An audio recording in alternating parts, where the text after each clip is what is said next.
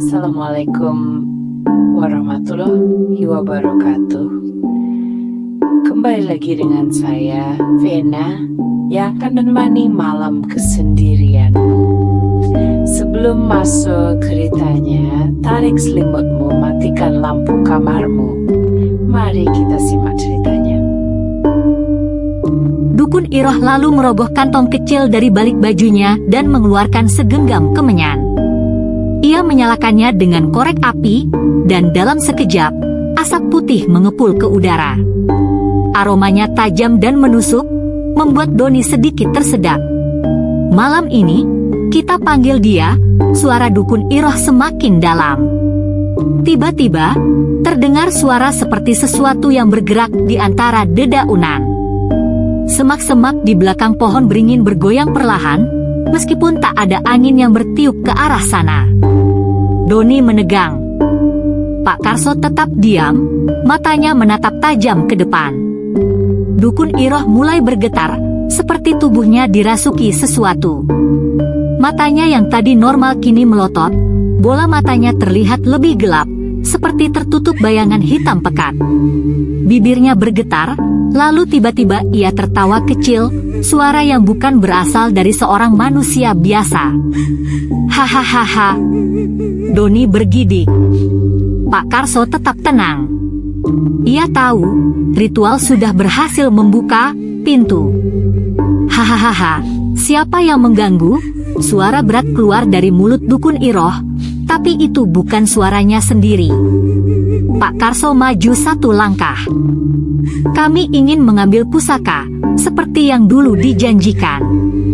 Dukun Iroh, atau entitas yang merasukinya, menoleh perlahan. Matanya kini benar-benar gelap, seperti lubang kosong tanpa dasar.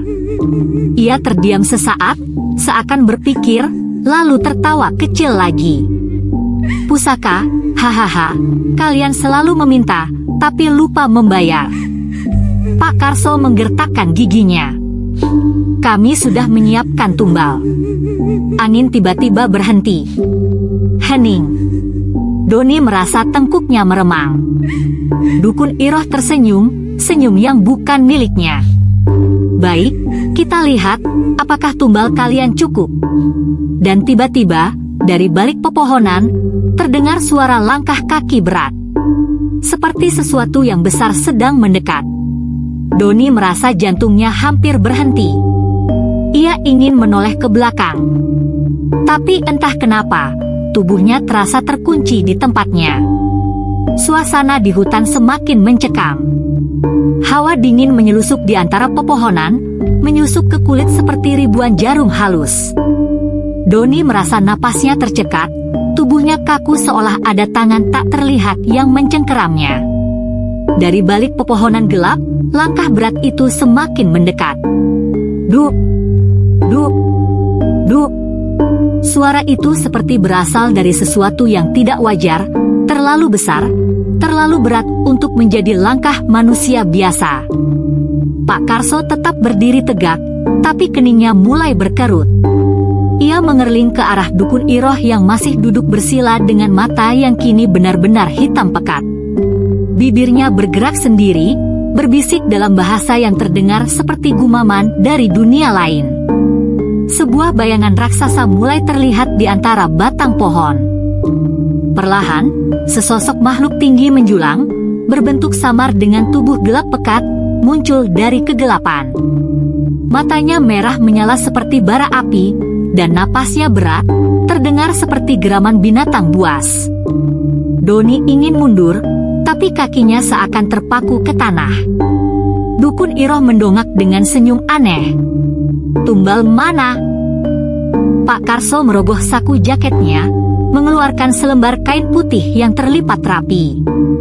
Dengan hati-hati, ia membukanya, terlihat segumpal rambut hitam yang sudah mengering dan seikat bunga kantil yang mulai layu. Kami sudah menyiapkan 1 jiwa, kata Pak Karso tenang. Makhluk itu mendekat sedikit lagi, hingga kini tubuhnya terlihat lebih jelas di bawah sinar bulan yang menerobos di antara dahan pohon. Tingginya hampir 2 kali lipat manusia biasa, kulitnya seperti kabut hitam yang terus bergerak, dan matanya yang bersinar merah terus menatap tajam ke arah mereka. Tidak cukup, suara berat itu terdengar, bergema di dalam kepala Doni, bukan di telinganya. Doni menahan napas. Pak Karso tetap tenang. Kami sudah memberikan Warto. Dia mati hari ini, seperti yang kau minta. Dukun Iroh tersenyum, tapi kali ini dengan ekspresi ganjil yang membuat bulu kuduk Doni meremang. Bukan dia yang dipilih. Pak Karso tersentak. Apa? Doni merasa jantungnya semakin berdetak kencang. Dukun Iroh menoleh perlahan ke arahnya. Bibirnya bergerak, mengeluarkan satu kata yang hampir tak terdengar. Tumbalnya sudah ada di sini. Doni merasakan tubuhnya menegang. Sesuatu yang dingin menjalar dari belakang lehernya hingga ke ujung jari. Ia menelan ludah, dan saat itu juga Pak Karso menatapnya. Bukan dengan ekspresi terkejut, bukan dengan ekspresi bingung, tapi dengan ekspresi pasrah. Doni tersentak mundur. Pak, apa maksudnya ini? Suaranya bergetar. Pak Karso menghela napas. Maaf, Doni. Tapi sejak awal, bukan Warto yang dipilih. Kau yang dipanggil oleh mereka. Doni merasakan tubuhnya gemetar. Tidak, ini pasti salah. Pak Karso, saya sudah membantu Anda selama ini. Dukun Iroh kembali berbisik, tapi kali ini suara itu berubah menjadi desisan mengerikan. Makhluk besar itu bergerak maju, bayangannya menutupi hampir seluruh tempat mereka berdiri. Doni ingin lari, tapi saat ia hendak berbalik, sesuatu mencengkeram tubuhnya. Udara di sekitarnya bergetar, seperti ada sesuatu yang meremas dirinya dari dalam. Dadanya sesak, matanya mulai buram, dan dunia di sekitarnya berputar. Teriakan Doni menggema di tengah hutan. Pak Karso tetap diam. Dukun Iroh tersenyum puas. Dan makhluk itu, dengan mata merah membara, menarik Doni ke dalam kegelapan tanpa jejak. Angin mendadak berhenti. Hutan yang tadinya penuh dengan suara jangkrik dan gesekan dedaunan kini berubah senyap, seperti kehidupan di dalamnya telah disedot oleh sesuatu yang tak kasat mata.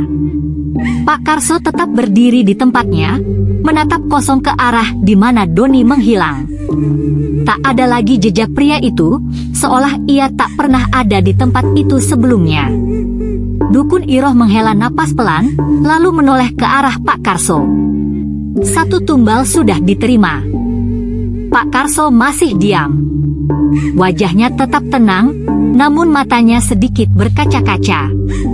Meskipun ia sudah menduga Doni yang akan menjadi tumbal berikutnya, ada sesuatu yang mengganjal di dadanya.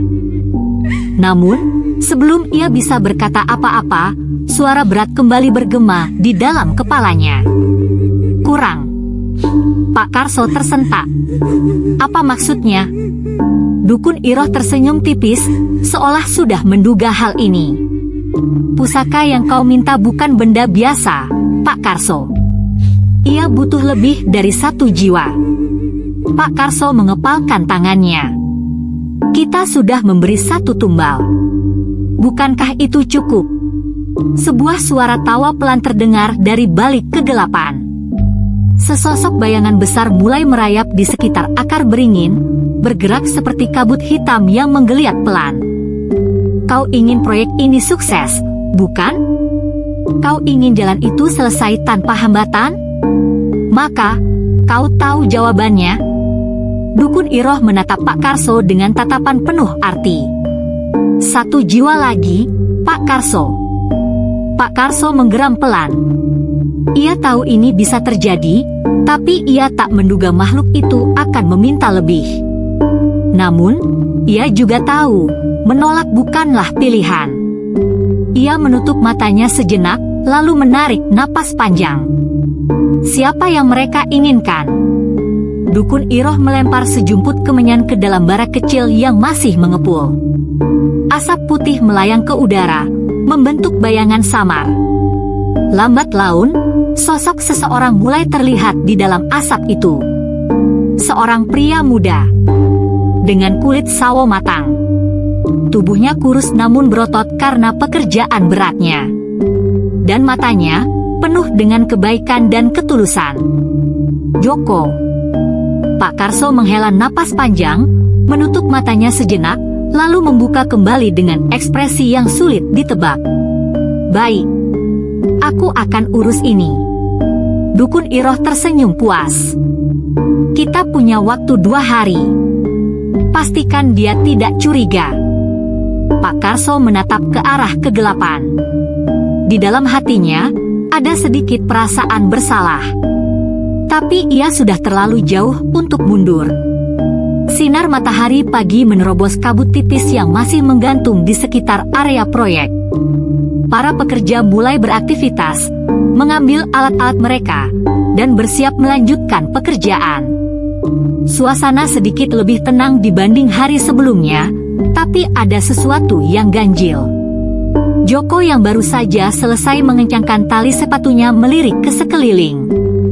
Biasanya, Doni sudah berada di lokasi lebih dulu, mengawasi para pekerja dengan wajah seriusnya. Tapi pagi ini, bayangannya tak terlihat sama sekali. "Heh, Doni kemana, ya?" tanya seorang pekerja bernama Warto Kecil, seorang pria tua yang sudah berpengalaman di berbagai proyek besar. "Entahlah, aneh juga. Biasanya dia yang paling duluan datang," sahut Dharma, seorang kuli lainnya, sambil mengangkat sekopnya. Joko diam saja. Dalam hati, ia juga merasa ada yang tidak beres. Ia memang tak terlalu dekat dengan Doni, tapi sosok pria itu tak pernah absen dari lokasi proyek. Jika Doni benar-benar tidak ada, pasti ada sesuatu yang terjadi. Pak Karso berjalan melewati para pekerja dengan ekspresi biasa saja, seolah ketidakhadiran Doni bukan masalah besar. Ia hanya menegaskan bahwa pekerjaan harus tetap berjalan dan meminta semua orang untuk fokus. "Ayo, kita lanjutkan kerja. Jangan buang waktu," seru Pak Karso dengan nada tegas. Sinar matahari semakin terik. Keringat mengucur di dahi para pekerja, namun mereka terus bekerja keras. Beberapa orang bertugas membakar aspal, sementara yang lain menggali dan membersihkan tanah. Joko dan Anto bekerja di bagian lereng, membersihkan sisa-sisa tanah yang akan diratakan untuk jalan.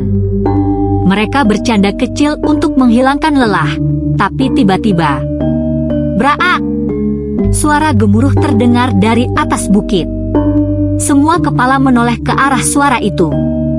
Dalam hitungan detik, tanah dari bagian atas lereng longsor dengan cepat, menerjang area tempat beberapa pekerja sedang berdiri. "Tanah longsor! Lari!" teriak seseorang. Semua pekerja panik. Beberapa orang berhasil berlari menghindar, tapi tidak semuanya seberuntung itu. Tanah yang longsor menutupi sebagian jalur kerja, dan beberapa pekerja tertimbun dalam hitungan detik. "Ada yang terjebak," teriak Dharma sambil menunjuk ke arah longsoran. Pak Karso segera berlari ke lokasi, wajahnya tegang. "Cepat! Gali tanahnya! Selamatkan mereka!" Joko dan Anto tak berpikir panjang. Mereka mengambil sekop dan mulai menggali tanah yang masih bergerak perlahan. Beberapa pekerja lain ikut membantu, menggali dengan tangan kosong jika perlu. Dari balik longsoran, terdengar suara samar. "Tolong, tolong kami!" Joko menggali lebih cepat. Keringat bercucuran di dahinya, tapi ia tak peduli. Setelah beberapa menit kerja keras, akhirnya salah satu pekerja berhasil ditemukan. Wajahnya penuh tanah, napasnya tersengal-sengal. Mereka segera menariknya keluar. Namun, masih ada beberapa orang yang belum ditemukan. "Terus gali," seru Anto. Pak Karso berdiri sedikit di belakang, menatap kejadian ini dengan tatapan sulit ditebak. Ia menggenggam tangannya erat, seolah berpikir sesuatu. Dukun Iroh sudah memperingatkan bahwa satu tumbal lagi harus disiapkan. Dan kini, Kejadian ini seolah menjadi tanda. Matahari hampir tenggelam di ufuk barat ketika evakuasi berakhir. Bau tanah basah bercampur keringat dan darah masih tercium di udara. Para pekerja kelelahan, tubuh mereka dipenuhi debu dan lumpur, sementara tatapan mereka kosong, seolah apa yang baru saja terjadi masih sulit mereka cerna. 5 mayat telah dikeluarkan dari longsoran tanah. 5 nyawa melayang dalam satu siang. Joko duduk di atas batu besar, napasnya masih terengah. Tangannya gemetar saat ia menyeka keringat di dahinya. Anto berdiri di sampingnya, wajahnya terlihat lebih pucat dari biasanya. Kita kehilangan banyak orang hari ini, gumam Anto lirih. Joko hanya mengangguk. Tenggorokannya terasa kering, seolah ada beban besar yang menekan dadanya. Pak Karso berjalan mendekati kerumunan, wajahnya serius. Malam ini, jasad mereka akan diantar ke kampung halamannya. Kami sudah siapkan mobil, ucapnya datar, seolah ingin menutup kejadian ini secepat mungkin. Beberapa pekerja mengangguk, tapi tak ada yang berani bicara banyak. Semuanya sadar bahwa proyek ini mulai terasa lebih berat, bukan hanya fisik, tapi juga batin. Yang lain tetap fokus bekerja, lanjut Pak Karso. Setelah mayat-mayat dibawa pergi, barak pekerja kembali dihuni. Beberapa orang memilih tidur lebih awal, sementara yang lain duduk di luar, menghisap rokok dalam diam. Suasana terasa lebih dingin dari biasanya. Joko mencoba memejamkan mata, tapi pikirannya masih kacau. Ia tidak bisa menghapus bayangan pekerja yang mati siang tadi. Napas mereka yang terakhir, tatapan ketakutan mereka sebelum tanah menelan tubuh mereka. Lalu, suara itu datang. Aarg! Jeritan keras dari salah satu barak mengoyak kesunyian malam. Joko sontak bangun. Dari barak sebelah, terdengar suara gaduh. Beberapa pekerja keluar dengan ekspresi panik. Anto berlari ke arah Joko. Ada yang kesurupan! Joko dan Anto segera menuju sumber suara. Di dalam barak, seorang pekerja terkapar di lantai, tubuhnya menegang dan matanya membelalak tanpa fokus. Mulutnya mengeluarkan suara erangan aneh, seperti bukan suara manusia. Lalu, satu suara lain menyusul. Dan satu lagi. Dalam hitungan menit, 5 orang terjatuh ke lantai, kejang-kejang, tubuh mereka bergetar seperti sedang menahan sesuatu yang tak kasat mata. Para pekerja lainnya semakin panik. Beberapa berusaha menahan mereka, tapi tiba-tiba orang-orang yang kesurupan itu mulai tertawa. Tawa mereka bukan tawa biasa. Suara mereka menyatu, terdengar parau, dalam, dan menusuk ke dalam kepala siapapun yang mendengarnya. Joko menelan ludah. Apa yang terjadi? Pak Karso muncul dengan wajah tegang. Tanpa berkata apa-apa, ia segera memberi perintah, panggil Dukun Iroh. Sekarang. Setengah jam kemudian, Dukun Iroh tiba di lokasi. Pria tua itu mengenakan jubah hitam, membawa tas anyaman berisi kemenyan dan beberapa benda lain yang tak jelas bentuknya. Tanpa basa-basi, ia langsung duduk di tengah barak, menyalakan dupa, dan mulai merapal mantra. Asap putih membumbung tinggi, memenuhi ruangan dengan bau menyengat. Orang-orang yang kesurupan mulai menggeliat lebih keras. Salah satu dari mereka, seorang pekerja bernama Parjo, tiba-tiba menoleh ke arah Pak Karso. Matanya, bukan matanya sendiri. Matanya hitam pekat, tak memiliki bola mata. Suara berat keluar dari mulutnya. Kalian melanggar. Pak Karso menegang. Melanggar apa? Parjo tertawa, bukan dirinya yang tertawa, tapi sesuatu yang ada di dalam tubuhnya. Kalian mengotori tanah ini, mengganggu tempatku, mengambil sesuatu yang bukan milik kalian.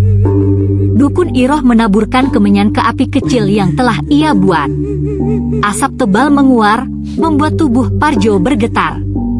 "Siapa kau?" tanya dukun Iroh. Parjo mendongak, wajahnya menyeringai. "Aku penunggu tempat ini. Kalian mengambil pusaka kami, kalian harus membayar." "Dimaksud?" Dukun Iroh mengerutkan dahi. Ia menoleh ke arah Pak Karso, lalu berbisik pelan, cukup hanya untuk didengar oleh pria itu. "Mereka marah, Pak. Pusaka yang diambil belum cukup, mereka menuntut lebih." Pak Karso menghela napas panjang. Namun, suara berat dari mulut Parjo kembali terdengar. "Beri kami, tumbal lagi." Dari balik pohon beringin yang berdiri kokoh di ujung proyek, terdengar suara gemuruh. Tanah bergetar, membuat beberapa pekerja kehilangan keseimbangan. Angin berhembus kencang, membawa bau anyir yang membuat bulu kuduk merinding. Lalu, sosok itu muncul. Sebuah makhluk raksasa berbulu hitam pekat, dengan mata merah menyala seperti bara api. Tubuhnya setinggi 2 kali manusia biasa, kepalanya menyerupai serigala besar, dan cakarnya panjang seperti belati tajam. Nafasnya terdengar berat, menghembuskan udara panas yang berbau busuk. Semua orang membeku. Joko merasakan tubuhnya lemas. Jantungnya berdetak kencang, keringat dingin mengalir di pelipisnya. Para pekerja yang lain berdiri kaku, mulut mereka terbuka, ingin berteriak tapi tak ada suara yang keluar. Makhluk itu menggeram rendah, lalu melangkah maju. Setiap langkahnya membuat tanah bergetar. Saat itulah, Pak Karso, yang sejak tadi diam, tiba-tiba berbalik. Wajahnya pucat pasi, tangannya gemetar saat ia meraih kunci mobil di saku celananya. "Pak Karso, jangan tinggalkan kami," teriak salah satu pekerja. Tapi Pak Karso tidak mendengar. Ia berlari menuju mobilnya, membuka pintu dengan tergesa-gesa, lalu menyalakan mesin. Braa! Mobil itu melaju kencang, meninggalkan barak proyek dan para pekerja di belakangnya. Ban mobilnya mengangkat debu dan kerikil, menandakan bahwa ia tidak akan kembali. Pak Karso kabur. Joko menatap dengan mulut terbuka. Anto yang berdiri di sampingnya menggelengkan kepala, wajahnya dipenuhi kemarahan. "Bajingan itu ninggalin kita." Para pekerja lainnya mulai gaduh. Beberapa memaki, beberapa mengutuk nama Pak Karso dengan amarah. Tapi mereka tak punya waktu untuk marah terlalu lama. Makhluk raksasa itu kembali menggeram, suaranya bergetar seperti suara 1000 orang yang berbicara dalam sekali waktu. "Pusaka sudah diambil. Tapi kalian ingkar janji." Dukun Iroh, yang selama ini terlihat tenang, kini mulai mundur perlahan. Ia tahu makhluk ini bukan sekadar arwah gentayangan biasa. Ini adalah penghuni asli hutan ini, penjaga pusaka yang telah mereka ganggu. "Apa yang kau inginkan?" tanya dukun Iroh dengan suara bergetar. Makhluk itu mengangkat satu tangannya, cakarnya menunjuk ke arah para pekerja. "Tumbal." Mata Joko membelalak. Ia tahu kata itu akan keluar, tapi mendengarnya langsung dari mulut makhluk ini membuatnya seolah kehilangan semua harapan. Para pekerja mulai mundur perlahan. Beberapa ada yang berusaha berlari, tapi tubuh mereka seolah tertahan di tempat. Kaki mereka terasa berat, seperti ada sesuatu yang menahan mereka untuk kabur. "Jangan lari! Kalau kita cerai-berai, kita bisa mati," teriak Anto, mencoba mengendalikan situasi. Joko melihat ke sekeliling. Tak ada jalan keluar. Mereka dikepung oleh hutan, dan makhluk itu berdiri tepat di antara mereka dan satu-satunya akses jalan keluar. Lalu, sesuatu terjadi. Makhluk itu mengangkat tangannya tinggi-tinggi. Angin kembali berhembus, semakin kencang. Satu persatu, para pekerja mulai menjerit. Tubuh mereka melayang di udara. 1, 2, 5, 10 orang. Joko menatap dengan mata tak percaya. Para pekerja yang diangkat ke udara berteriak kesakitan, tubuh mereka bergetar hebat. Makhluk itu tampak menghisap sesuatu dari tubuh mereka, energi, nyawa, atau mungkin jiwa mereka. Lalu, braa! Tubuh-tubuh itu terhempas ke tanah. Hening. Joko menatap ke depan. 15 orang kini tergeletak di tanah, tak bergerak. Mata mereka kosong, wajah mereka membiru. Mereka sudah mati. Joko mundur selangkah, napasnya memburu. Ia tidak bisa mempercayai apa yang baru saja ia lihat. Dukun Iroh menggigit bibirnya. Ini belum selesai. Makhluk itu menatap sisa pekerja yang masih hidup. Matanya bersinar lebih terang, seolah mengatakan bahwa ia masih belum puas. Pak Karso mencengkeram kemudi erat, telapak tangannya basah oleh keringat. Mobil melaju kencang di jalanan berbatu, ban nyaris selip setiap kali roda melewati tanah lembek sisa hujan sore tadi. Nafasnya tersengal, dadanya naik turun dengan cepat. Di genggamannya, sebuah batu merah sebesar kepalan tangan bersinar redup, berdenyut seperti jantung yang berdetak. Batu itu panas, seolah memiliki nyawa sendiri. Pak Karso menatap batu itu dengan mata liar. Aku tak peduli. Aku tak akan mengembalikan pusaka ini. Ini milikku. Milikku. Wajahnya penuh keserakahan. Selama ini, ia hanya seorang kontraktor biasa, tak lebih dari boneka bagi orang-orang kaya di kota. Tapi sekarang, dengan batu ini, semuanya akan berbeda. Ia akan jadi orang terpandang, kaya raya, dihormati, ditakuti. Ia tertawa keras, suara tawanya menggema di dalam kabin mobil. Namun, di balik kaca depan, sesuatu mulai berubah. Kabut tipis menyelimuti jalanan, semakin tebal seiring mobil melaju lebih jauh dari proyek. Angin berdesir, membawa bisikan yang tak bisa ia pahami. Pohon-pohon di pinggir jalan bergetar, seperti sedang berbisik satu sama lain. Lalu, mata-mata itu muncul. Di kanan dan kiri jalan, di antara pepohonan, puluhan sosok hitam berdiri diam. Mata mereka menyala merah, menatap ke arah mobil yang melaju. Mereka tidak bergerak, hanya berdiri di sana, mengawasi. Pak Karso menelan ludah. Tangannya semakin erat menggenggam setir. Sial, apalagi ini? Ia menambah kecepatan. Jarum speedometer menunjukkan 90 km jam. 100 km jam. 110 km jam. Namun, meski mobilnya melaju kencang, sosok-sosok hitam itu tetap ada. Semakin banyak. Mereka kini berjejer di sepanjang pinggir jalan, barisan mereka semakin rapat, mata mereka semakin terang. Bisikan di telinganya semakin keras. Kembalikan. Pak Karso menggeleng kuat. Tidak. Ini milikku. Aku yang berhak mendapatkan ini. Kalian tidak bisa menghentikanku. Ia menekan pedal gas lebih dalam. Tapi tiba-tiba, braa! Sesuatu menabrak keras kap mobilnya. Pak Karso terpelanting, tubuhnya menghantam setir. Ia merasakan darah hangat mengalir dari dahinya. Mobilnya terguncang hebat, lalu hening. Mobil berhenti. Mesin masih menyala, tapi tak ada suara lain selain hembusan napas Pak Karso yang tersengal-sengal. Ia mengangkat wajahnya, mencoba melihat apa yang terjadi. Di depan kap mobilnya, sesuatu berdiri di tengah jalan.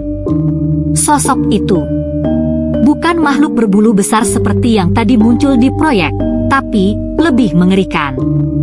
Sosok itu tinggi, tubuhnya kurus dan panjang, dengan kulit hitam legam seperti arang terbakar. Lengannya menjuntai hampir ke tanah, dan dari kepalanya tumbuh tanduk melingkar. Mata merahnya menatap lurus ke arah Pak Karso. Tapi yang paling mengerikan, wajahnya. Tidak ada mata, tidak ada hidung. Hanya senyuman.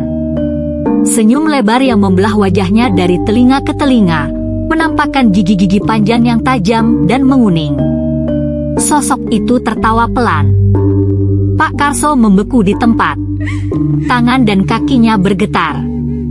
Ia mencoba menyalakan kembali kesadarannya, mencoba berpikir. Lalu, ia merasakan sesuatu di telapak tangannya. Batu merah itu semakin panas. Pak Karso menjerit, tangannya seperti terbakar. Batu itu kini membara, warna merahnya semakin terang.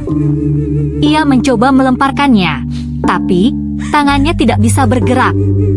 Jari-jarinya seperti menempel pada batu itu, seolah ada kekuatan yang mengikatnya. "Lepaskan!" Pak Karso berteriak histeris. Ia mengguncang-guncangkan tangannya, mencoba melepaskan batu itu. Namun semakin ia berusaha, semakin panas rasanya, seakan kulit dan dagingnya meleleh. Sosok di depan mobilnya perlahan mendekat. Langkahnya pelan, namun setiap pijakan menimbulkan suara retakan di udara. Pak Karso mencoba menyalakan mobil. Ia memutar kunci, menekan pedal gas. Tidak bisa. Mesin mobilnya mati total. Pak Karso panik. Ia menoleh ke kaca spion, dan yang ia lihat membuatnya hampir kehilangan akal sehat. Di belakang mobilnya, sosok-sosok hitam bermata merah itu kini bergerak. Mereka berjalan perlahan, mendekati mobilnya dari segala arah. Ia terperangkap. Lalu, ketukan pelan terdengar di jendela sampingnya. Tok, tok, tok. Dengan gemetar, Pak Karso menoleh. Di luar jendela, sosok bermata merah yang tadi berdiri di depan kini ada tepat di sampingnya. Wajahnya menempel di kaca, senyum lebarnya semakin menyeramkan. Lalu, ia berbisik. "Kau ingin kaya, Karso? Ini harga yang harus kau bayar." Tiba-tiba, ceraa! Batu merah di tangan Pak Karso meledak. Darah menyembur dari telapak tangannya. Pak Karso menjerit kesakitan, tubuhnya menggeliat di kursi. Matanya membelalak, mulutnya menganga tanpa suara. Sosok di luar jendela hanya tersenyum semakin lebar. Lalu, semuanya menjadi gelap. Esok paginya. Pagi itu, seorang warga desa yang melintas di jalan hutan menemukan sebuah mobil putih yang berhenti di tengah jalan. Pintu mobil terbuka. Di dalamnya, seorang pria duduk di kursi pengemudi. Matanya kosong, mulutnya terbuka dalam ekspresi ketakutan yang luar biasa. Di tangan kanannya, ada lubang besar menganga, seperti sesuatu yang meledak dari dalam. Dan di lantai mobil, ada sesuatu yang tertinggal. Sebuah batu merah kecil, kini telah menghitam. Setelah kejadian mengerikan semalam, para pekerja tidak lagi memiliki semangat untuk meneruskan proyek. Mereka masih terguncang, sebagian besar wajah mereka masih pucat, mata mereka kosong, dan tubuh mereka terasa lemas. Di sudut barak, beberapa pekerja masih mencoba membangunkan rekan-rekan mereka yang kesurupan semalam. Ada yang sudah sadar, namun masih linglung, sementara beberapa lainnya masih duduk diam, gemetar tanpa bisa berkata apa-apa. Anto, dengan wajah kusut dan penuh debu, mengusap wajahnya. "Kita gak bisa tinggal di sini lagi." Suaranya berat, seperti menahan sesuatu yang mengganjal di hatinya. Joko mengangguk. "Kita harus pergi." Tak lama kemudian, warga desa setempat mulai berdatangan. Mereka datang setelah mendengar berbagai kejadian aneh dari para pekerja yang sebelumnya berhasil melarikan diri. Pak Lurah beserta beberapa tetua desa berjalan dengan hati-hati, membawa beberapa orang dukun untuk memastikan kondisi di lokasi proyek. Ketika mereka tiba, bau anyir masih tercium di udara. Sisa-sisa longsor masih terlihat jelas, tanah yang ambles menjadi saksi bisu bagaimana nyawa-nyawa telah dikorbankan untuk proyek terkutuk ini. Pak Lurah menghela napas panjang, lalu berkata dengan suara berwibawa, "Proyek ini harus dihentikan." tempat ini tidak bisa dilanjutkan lagi. Para pekerja yang masih tersisa mengangguk tanpa perlawanan. Tidak ada yang ingin bertahan lebih lama di sini. Mereka semua hanya ingin pulang. Perjalanan pulang. Warga membantu para pekerja yang terluka dan masih syok untuk bersiap kembali ke kampung halaman masing-masing. Beberapa truk dikerahkan untuk mengangkut barang-barang mereka. Joko duduk di salah satu truk. Tatapannya kosong menatap jalanan berbatu yang mulai mereka lalui. Pikirannya masih dipenuhi bayangan kejadian semalam, makhluk raksasa berbulu hitam, sosok berwajah senyum mengerikan, dan batu merah terkutuk. Di sampingnya, Anto duduk dengan tangan terkepal. Kita kehilangan banyak orang, Jok. Joko hanya bisa menunduk. Dalam perjalanan 5 jam menuruni gunung, suasana di dalam truk terasa sunyi. Tidak ada canda tawa, tidak ada kelakar khas pekerja proyek. Semua tenggelam dalam ketakutan yang masih membekas. Sesekali, beberapa pekerja menoleh ke belakang, memastikan mereka benar-benar meninggalkan tempat itu. Namun, di dalam hati mereka, semua tahu, tempat itu tidak akan pernah benar-benar melepaskan mereka. Beberapa hari setelah para pekerja kembali ke kampung masing-masing, berita tentang proyek jalan kabupaten itu akhirnya menyebar luas. Proyek jalan di dataran tinggi Jawa ditutup mendadak, banyak pekerja menjadi korban. Kontraktor utama ditemukan tewas mengenaskan, diduga akibat kecelakaan mistis. Pemerintah daerah mengeluarkan pernyataan resmi bahwa proyek tersebut dihentikan karena faktor keamanan dan kondisi tanah yang tidak stabil. Papan peringatan didirikan di sekitar jalanan menuju proyek. Dilarang masuk.